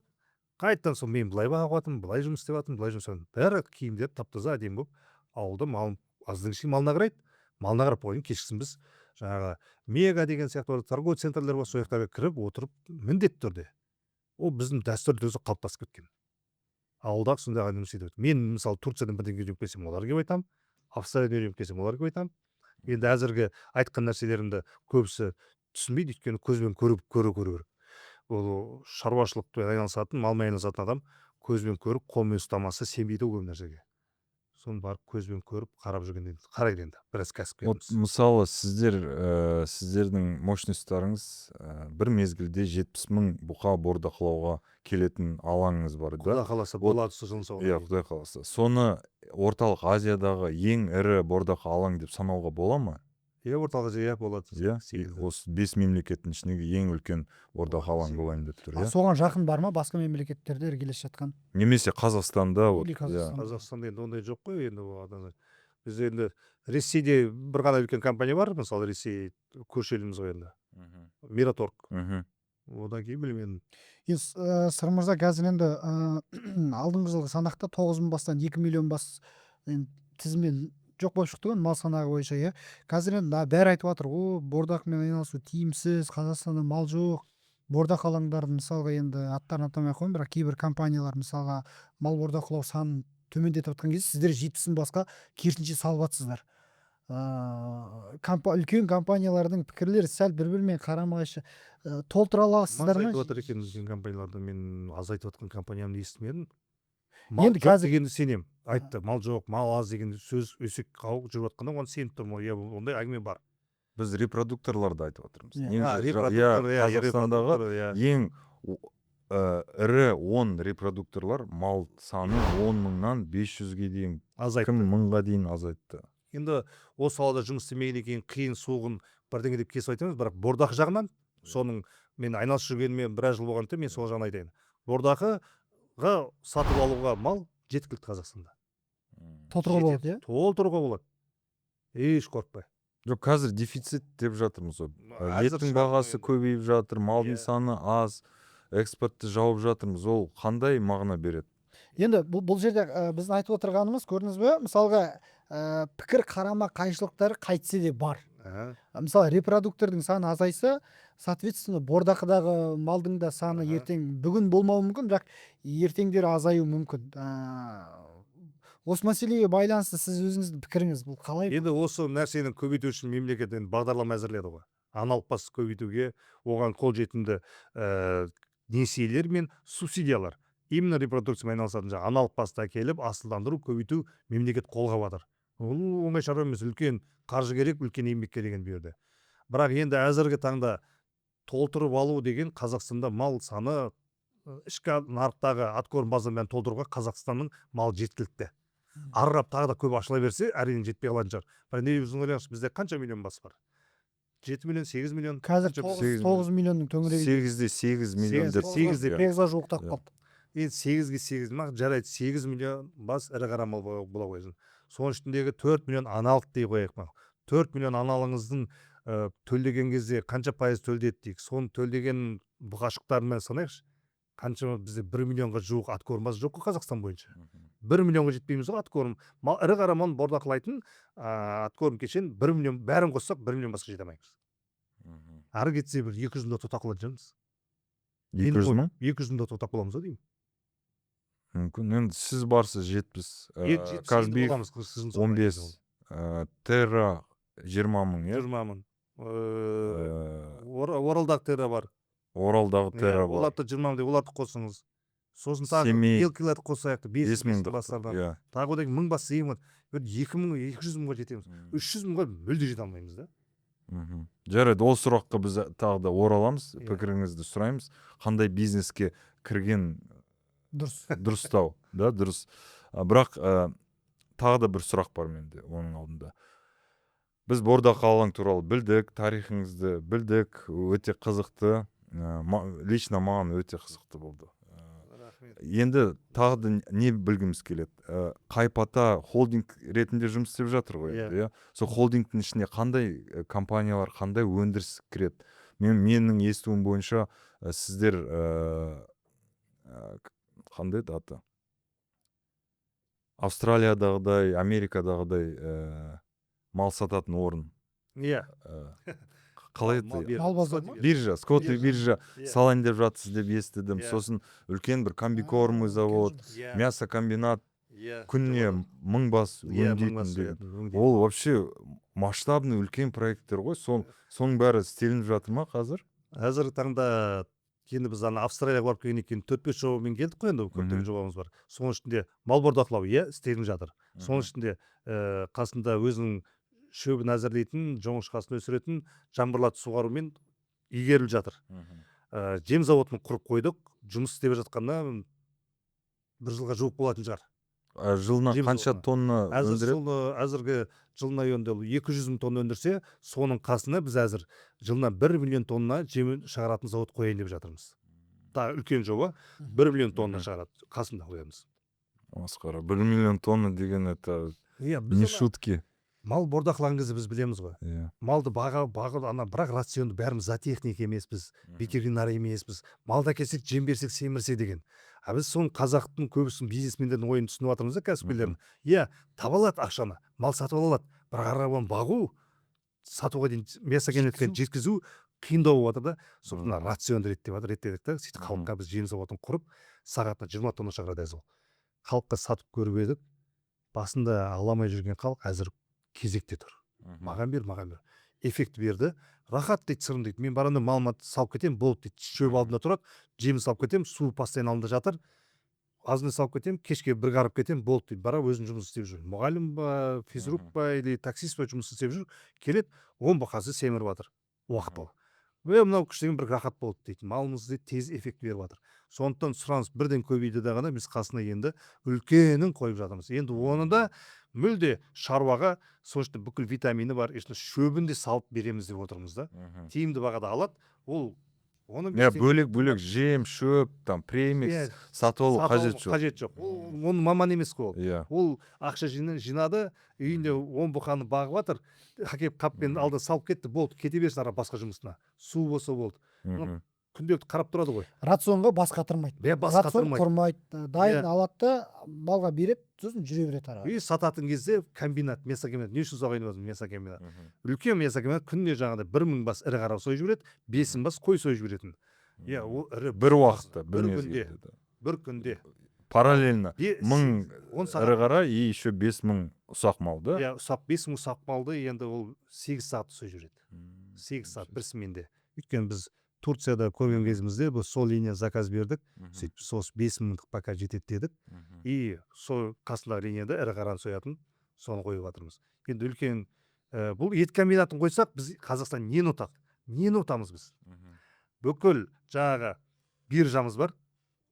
Бүкіл Қазақстан бойынша сатылып жіберетін шаруа малда сатылады, семіз малда сатылады, ет комбинатына сойылады. Бүкіл дүние жүзіне экспортқа шығарылуға талапқа сай болып соғылады. Ет комбинаты құны өте жоғары. Ет комбинаты күніне 1000 бас сойылатын, бірден бір мезетте сойып оған дамып кетпейтін шығармыз, бірақ келешек соған жетеміз. Менің көзім жетіп отыр. Бізде аткорм көбейеді, мал көбейеді, күнделікті біздің комбинаттар 1000 бастан сойып экспортқа шығаратын жағдай келеді. Жангелді, сен түсінесің ба, күніне 1000 бас соятын мясокомбинат деген не екенін? Түсінгеннен тілім байланып, не айтарын білмей қазір Қазақстанда ең ірі мясокомбинат ары кетсе 150 бас да күніне. Жарайды, 150 бас бар, 200 бас бар. Ол мәселе мощность ол бір бөлек қой. Канада, Америка, Бразилия күніне 5000, 10 бас сояды ғой. Америка айтпақшы жақын арада осы 2-3 ай бұрын Tyson Food деген компания 5000-дік мясокомбинатты жауып тастады. 3 ай бұрын ба? Америкада, да. Енді, значит, Америка негізі Қытайдағы ең үлкен импортерлардың бірі. Дұрыс қой, Айырылды ғой, сол нарық болса да, и біз Қазақстан ретінде вот мал өндіруші ретінде кірсек болады, иә, Қытайға. Иә, Қытай көршіміз ғой. Иә, көршіміз. Қытай ол бізден келешек алады ғой. Ет жеуді үйреніп жатыр, біліп жатыр. Ол жақта нарық арзандау, ет арзандау Қытайда. Бірақ ішкі құрылыстары біз жемейтін ішек қарындардың көбісі бізде отход деп саналатындар, ол жақта доход. Ойға салсақ. Өте керемет. Біз еттің бәрін Турция, Тәжікстан, Өзбекстан, Қырғызстан, Әзірбайжанға бере тұрайық, сата тұрайық. Ішкі құрылысын, басын, сирағын, отходын бәрін өңдеп, Қытайға сатайық. Ол жақта 4 есе 10 есе. Өткенде кіммен Жанек біз сөйлескен кезде құстың аяқтарын Қытайға жіберуге болады да, бірақ жаңағы денесіндегі еттер бар ғой. Соларды қайда жіберетінімізді білмей жатырмыз дейді. Ана лапки дей ма анау? Иә, тауықтың аяқтары ол жақта дәстүрлі тамақтардың қатарына кіреді ғой. Олар біз жемейтін нәрсені жейді да, біз жейтін нәрсені кішкене нелеу да, қызып нарықта. Ал скотный биржа туралы кішкене айтып берсеңіз бола ма? Қарапайым мал базарымен айырмашылығы қандай екен? Енді ол да сол мал базар ғой. Бірақ биржа деп айтылғанда, бұл Австралияда биржа деп айтылады, Америкада, Канада, ол скотный биржа деп айтылады. Мал биржасы. Ол да сауда ғой.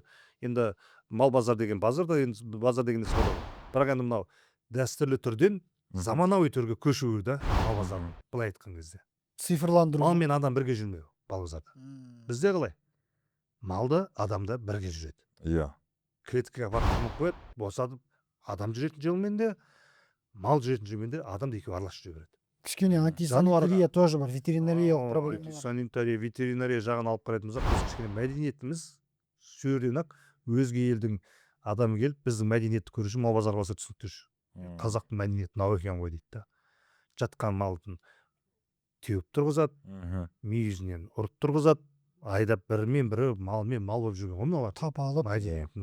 Сол кішігірім дәстүрлі түрден заманауи түрге көшіру үшін сол көп елдердікін копировать етіп, үйреніп, енді міне жануарлардың бірінші кезекте ветеринарлық қауіпсіздігі, жануарлардың қауіпсіз өзін сезінуі, кірген кезде стресс алмай, өзімен жолмен жүріп, өз клеткасына тұрып сатылуы. Екінші жағдай, адамдарымыз ыңғайлы малды сатып алады.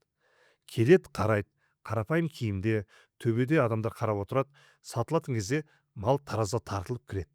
Таразға тартылған екен, сіз мысалы өзіңіздің ауылыңыздан қанша километр екен Түркістанға дейін, шамамен бізге Шымкентке дейін, сіздің әзіргі базаңыздан 400-500 300 Жезқазған, Қызылорда 400, 700, 1100. 1100 жерді сіз 3 фураға, 3 машинаға малыңыз артасыз, мал базарда жеп жүресіз.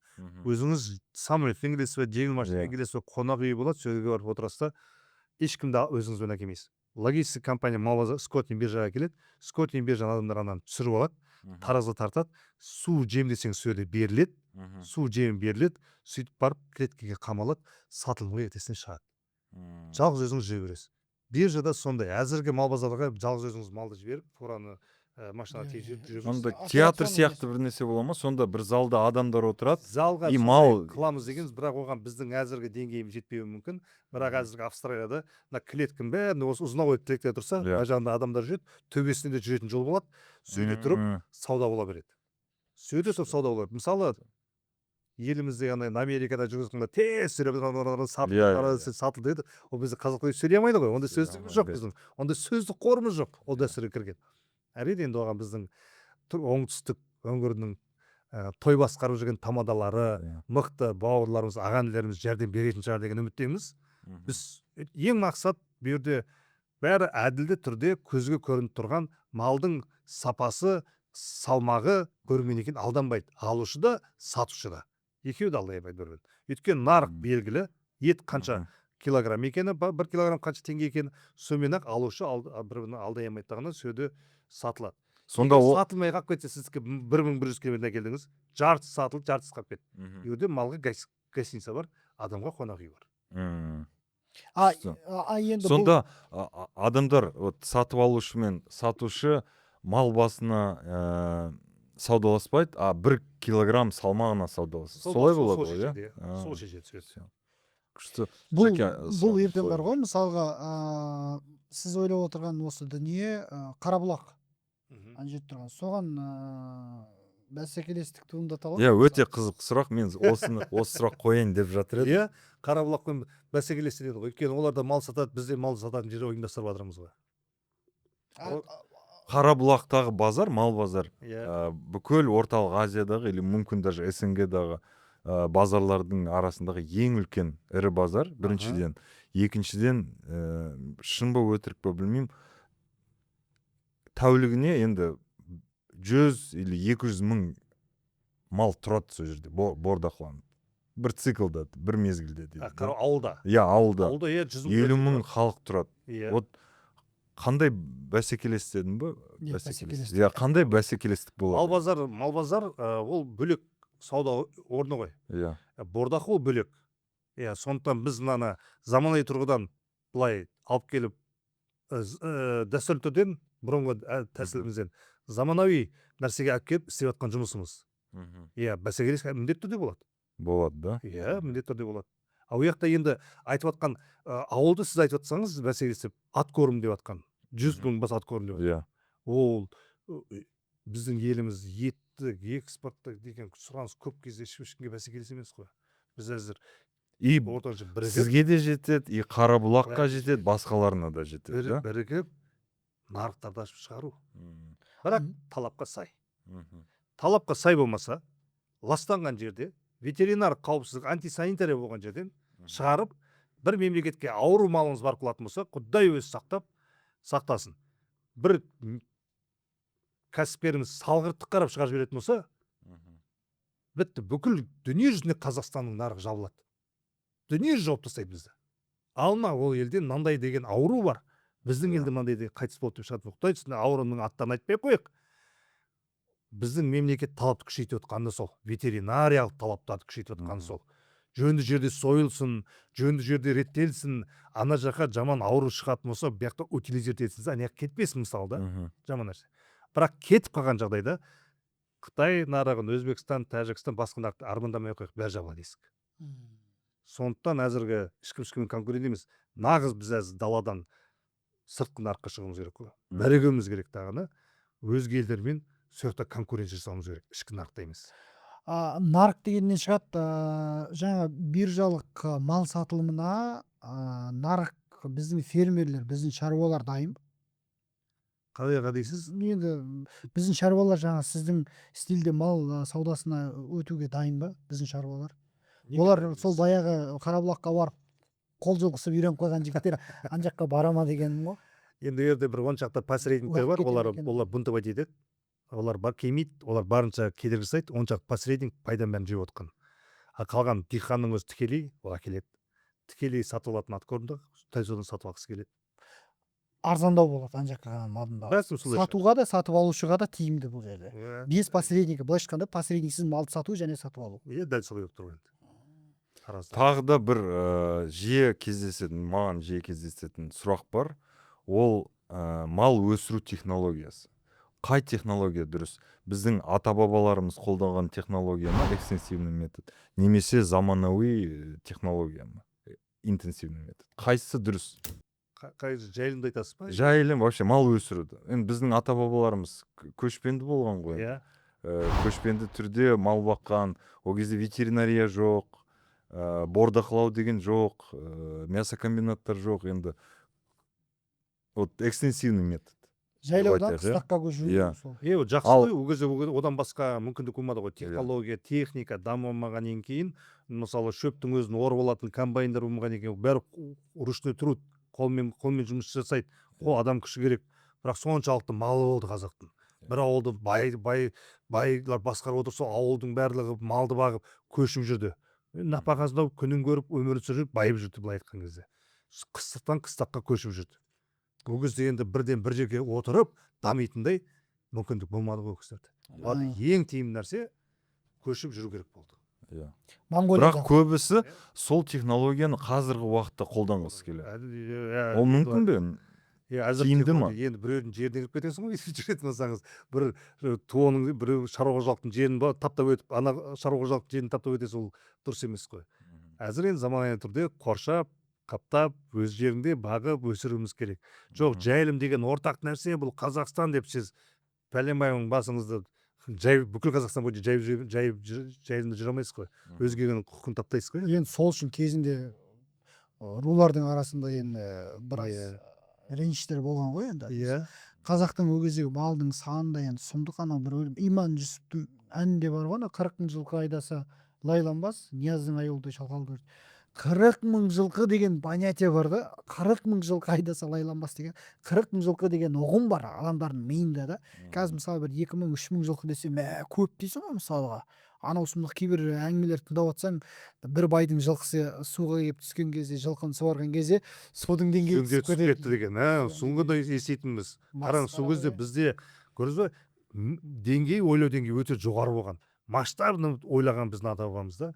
А кейін біз что-то ұсақ ойлап кеттік. Соны айтып тұрмын. Масштабты ойлап тұр ғой, 40 мың жылқы деген не деген сұмдық. Жаңағы өзенге түсіп су ішсе, су азайып қалған, суды тоқтатып қоятын еді дейді. Иә, су тоқтап Ол замандары су деген не деген су, ағын сулар көп болған. табиғаттың өзінің несімен ағып жатқан, еркімен ағып Иә, жатқан. суды су ішіріп, ана малдың бәрін тоқтатып қойды, азайтып қойды деген. Енді керемет дүние ғой, бәрі бізде қазақтың даласында мал көп болған ғой. А мысалы малды оның үстіне бұл малды көшіріп жаю, қыстақтан жайлауға деген бар ғой, бұл бар ғой, тек қана оттың мәселесі емес сияқты, бұл бір жағынан ветеринариялық мәселе сияқты. Енді бір жерде таптап, жаңағы бөксудің үстінде жүре бергеннен кейін ол ауру анау пайда болады да. Мысалға жазда мына жерде жүреді, келесі жылы ана жаққа барады деген сияқты. Монғолияға барған кезде мен бірдеңе күлдім әрі таңқалдым. Монғолдар, қазақтар бал жайып жаңағы жайлауын кеңітсе шошиды екен. Қазақ күл төккен жерін басып алады деп қорқады екен олар. Күл төкті дегеніңіз сол жерге тұрды деген сөз ғой, былайша айтқан кезде. Сонда біздікілер жаңағы бал жаю методологиясы ауқымы кең болған ғой енді. Я осы подкаст өте қызық өтіп жатыр, көп маңызды нәрсе естідік, көп кеңес болды, әсіресе жастар осылай қалай официанттан ірі кәсіпкерге айналуға болатынын осы жолын көрді.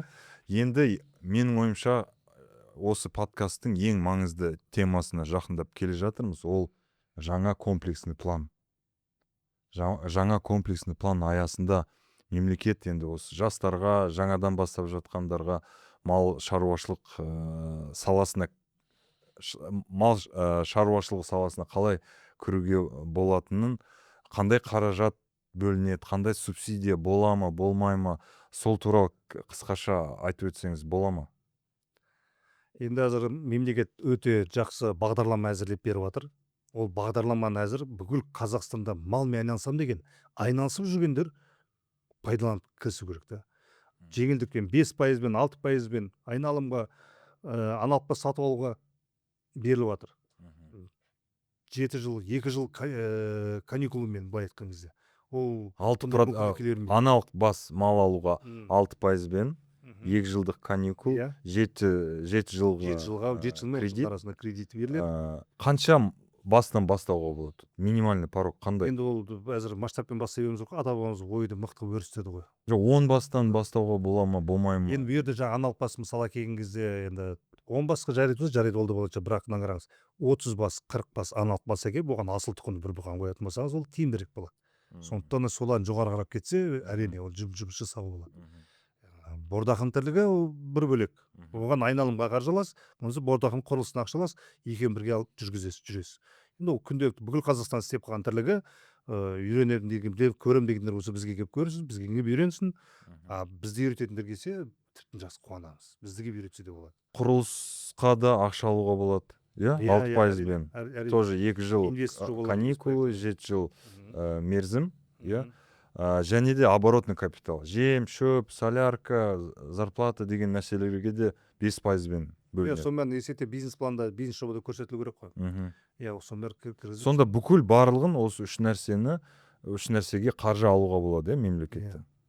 Ал кепіл мәселесі қалай болып жатыр? Кепіл мәселесінің даму қоры бар ғой. 80-85% былай айтқанда кепіл береміз деп отыр. Даму береді. Даму. Кепіл береді. Сонда 15-20% сол кәсіпкерден, да? Иә. Ал софинансирование керек па? Кәсіпкер өз ақшасын салу керек па? Немесе бүкіл 100%-ын мемлекет бере ма? Жоқ, керек.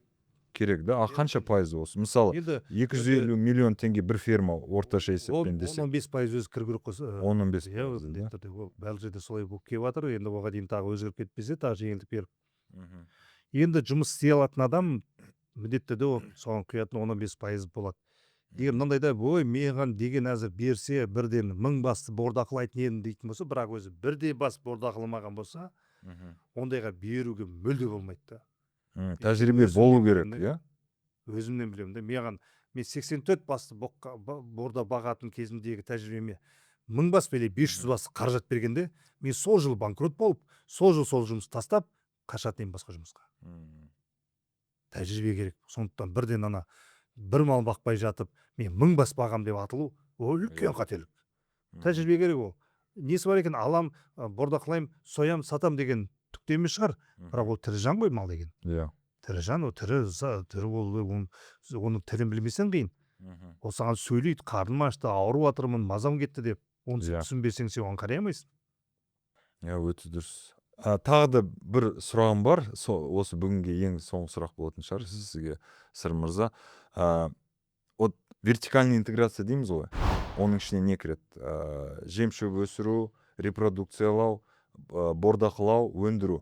Вот осы 4 направленияның ішіндегі, 4 бағыттаған ішінде қандай бағытты таңдауға жастарға кеңес бересіз? Осы сұрағым болып отқан менде. Көрдің ба, бүгін біз екеуміз дополняем друг друга. Қалай сұрады, мен түсінбедім. 4 нәрседе Осы жалпы мысалға малды бордақылау бар, Иә, өндіру бар, өтіру. репродуктор бар. Жалпы осы Иә. саланың ішінде жастарға қайсысымен айналысуға кеңес бересіз? Иә, қай бағытты таңдауға кеңес бересіз? Мал бордақылап жатқан екен, мал бордақылау деп айтамын. Ең тиімдісі сол болып тұр ма сонда? Қазіргі таңда ең тиімдісі сол. Одан кейін мына елімізде мал бордақылайтын жерлер көбейе беретін болса, аналық басты өсіретіндердің бағасын біз көбіміз үлкен бағаға сатуға таласамыз. Малды өсірушілердің табысы көбірек болу керек па, бордақылаушылардың табысы көбірек Малды болу керек па? өсірушілердің табысы көбірек болу керек. Өйткені олар жылдар уақыт кетеді. Циклза. Үлкен жауапкершілік олардың арасында, үлкен еңбек солардікі. Олардан әрине төлді алды, төлді өте қымбат сату керек. Кемінде 500 миллион теңгеге сату керек қой олар бұзауларын. Сол кезде олар арырап пайда көре бастайды. Жағы ол 500 миллион теңгеден 500 мың теңгеден болмаса бір 200 мың, 300 мың теңгеге сатып жүретін болса, жыл сайын ол әрине пайда бермейді. Кейбір малдарын сататын шығар, 100 төл алса бұқашық. 100-дің ішінде бір 30% олар жаңағыдай арзан сататын шығар, қалған бәрін жақсы бағаға сату керек қой. Сыр мырза, малды бордақылау дегеніміз не ол, қысқаша айтқанда? Малды семірту ғой. Жоқ, ол түсінікті. Малды бордақылау дегеніміз ол рацион мысалы, ол ветеринария, ол күтім, ол уходы бар, тағысын тағы мысалға. Біреулер мысалы малды бордақылау десе, бәрінің ойында мынау ғой, малды сатып алу, кішкене жемін беріп, семіртіп сатып жіберу да. Мысалға сіз енді сол кухняның ішінде бәленбай жылдан бері қайнап келе жатқан адам ретінде оның бейнетін де білесіз, зейнетін де білесіз да. Жарайды, сұрақты өзгертіп қояйын. Малды бордақылайын деп жатқан адам не нәрсеге дайын болу керек? Малды бордақылайтын адам сабырлы болу керек. Өте сабырлы. Өйткені мал ауырады, малды сататын сезоны өзгереді, малды алатын сезоны өзгереді, сататын кезде өз бағасына сата алмай қалады, ашуланып, эмоцияға берілмей, сабырлы болған адам малды бағалады. Сабырсыз адам, даже ауыл шаруашылығына мағына кірмеу керек қой. Өте сабырлықты, төзімділікті талап етеді. Малды бордақылау, малға қарау. Бұл жерде тек қана баға ғана шешпейді, бұл жерде малдың қарау уақыты бар, үлкен. 180 күн, 250 күнге дейін баққан кездеріміз болған. Сондықтан малға өте үлкен жауапкершілікпен, өте үлкен сеніммен, жігер күшпен, сабырлықпен келу керек.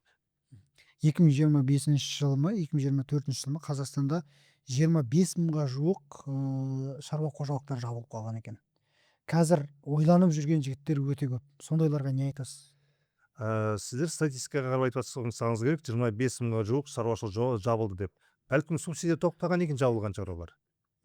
Иә, бұрын болды ғой. Бізде мысалы 2018 жылға еттің субсидиясын берген кезде, көптеген субсидия алуға тапсырған кезде біз шаруашылықтарды көретінбіз. Бірақ мал базарда оны көрмейсің, малды сатып жатқанда базарларда оны көрмейсің, экспортқа шығаратын нарықта олар көрмейсің. Бірақ құжатқа субсидия алатын кезде сен оларды көресің. Субсидия тоқтаған кезде ана шаруашылықтың бәрі жоқ болып кетті. Статистика данныйларын алынып тасталынды ғой әзір. Сол ғой бізді күйдіріп жіберетін.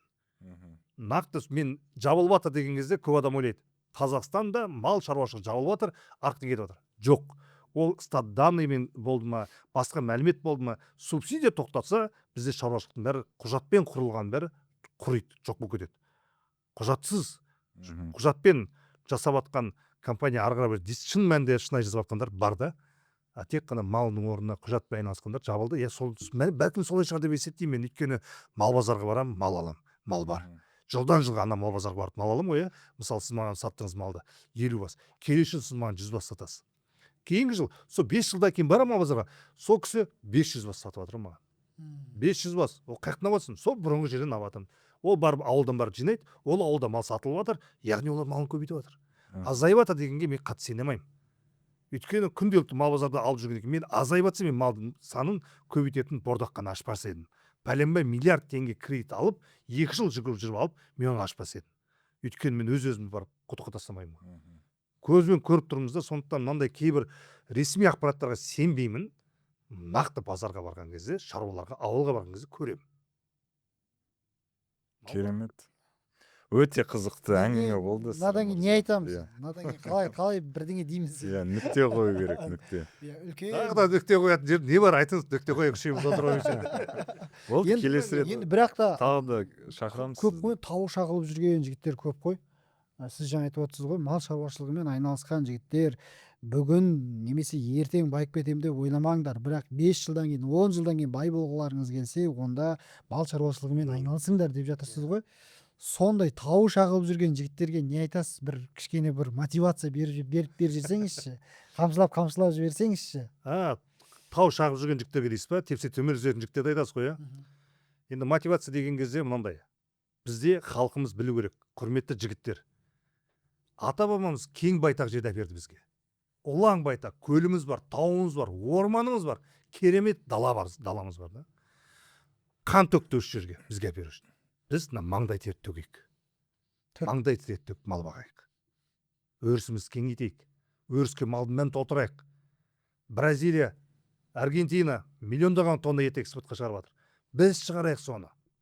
Мақұл, машиналарды шығарып экспортқа шығармайтын шығармыз. Машина шығарып 100 000 долларлық машинаның бір 100 шақсын шетелге шығармайтын шығармыз. Бірақ миллион тонналап, миллиардтарды долларларды елімізге кіргізе аламыз. Сол үшін еңбек етсек, қанның еңбегі, қанның жолы маңдай термен ғана жабылады. Басқа ештеңе емес. Еңбекпен. Еңбек етейік. Мен сол үшін рахаттан еңбек етемін. Мен жақсы көремін соны. Шүкір, әрбір тамған қанын маңдай термен ақтай іштеп жүгіріп жүрген адамбыз. Менің командам сол, сіздер де солсыздар, мен соған қуаныштымын. Не үшін келдік? Сіздердің мен бидіраз танысқанымызға көп болған жоқ. Дала кемпті көрдік, форумда көрдік. Поддержка үшін неге келмеймін, неге бармасқа? Өйткені ол да бір кішігірім еңбек қой. Бір адамға керегін алар, керегін алмайды. Алмай қойсын. Керек нәрсені алып қалатын жар деген әкіммен келдік. Өте керемет. Кеттік. Келсем. Подписываюсь под каждым словом. Рахмет Сырым мырза, келгеніңізге. Өте қызықты әңгіме болды. Менің ойымша біздің көрермендерге де өте ұнайды. Сіздерге бір өтініш, комментарийларыңызды, пікірлеріңізді астында қалдырыңыздар, лүпілді басыңыз. Ладно, давайте ақсақал ютуба закончить. Сырым мырза, сізге көп рахмет. Жаңа жоғарыда айтқандай, біз шынымен де сізді күттік. Енді мен командамен ақылдасып Сырым мырзаны шақырайық деген ойладым. Келе ме екен, келмей ме екен, енді ол мәселе жұмыс қой. Қазір бәріміз шаруаның артында жүрміз, уақыт үйлесе ме деген сияқты. Погоданың түрі мынау. Бірақ осыған қарамай, алтын уақытыңызды бөліп, арнайы алтын басыңызды осы жерге алып келгеніңізге біз сізге ризамыз. Бәріміздің елеп атқанымыз 1 тонның пұшпағы ғой. Осы мал шаруашылығының төңірегінде жүрміз. Бәріміз жаңа Жәнібек ылғи ең бірінші екеуміз интервьюге барып Жәнібек маған айтқан, Жаке, біз немістер сияқты Мерседес немесе бір керемет BMW шығара алмайтын шығармыз, немесе анау кәрістер, жапондар сияқты Samsung, мынау iPhone, америкалықтар сияқты шығара алмайтын шығармыз. Бірақ біз олардан одан озылмағанымызбен, біз ата бабамыз мал бақты ғой біздің. Біз осыдан біз мастер спортамыз. Просто біз ұмытып қалдық. Кішкене есімізге түсірсек, біздің қолымыздан бәрі келеді, біз осыдан бірінші боламыз деп айтқан тұғын. Сол кезде мен осы жігіттің жанында жүру керек екен деп ойладым. Міне қазір бірге келіп жатырмыз. Сондықтан да сізге көп рахмет. Осы саланы жетектеп бәріміз биіктерге шығара берейік. Ал құрметті Дала Кемп YouTube арнасының көрермендері, бүгін бізде қонақта болған Қайып ата шаруа кожалык деймиз, жеке чарбачылык типтен серіктестігі дейміз, холдинг дейміз, сол үлкен өндірістік орынның басшысы Мирзаев мырза. Сіздер сұрақтарыңыз болса комментарийға жазыңыздар. Мына видеоны барынша мал ұстап отырған, бордақылау мен мал семіртумен, бордақмен айналысып жүргендерге бір үлкен бір пособник бар ғой, үлкен бір хрестоматия, үлкен бір кітап болды деп ойлаймын да. Мына былайша айтқан кезде көріп өздеріңіздің ойларыңызбен бөлісіп кетіңіздер. Сіздер малды бордақылап жатсыздар ма? Қандай бастан бастадыңыздар?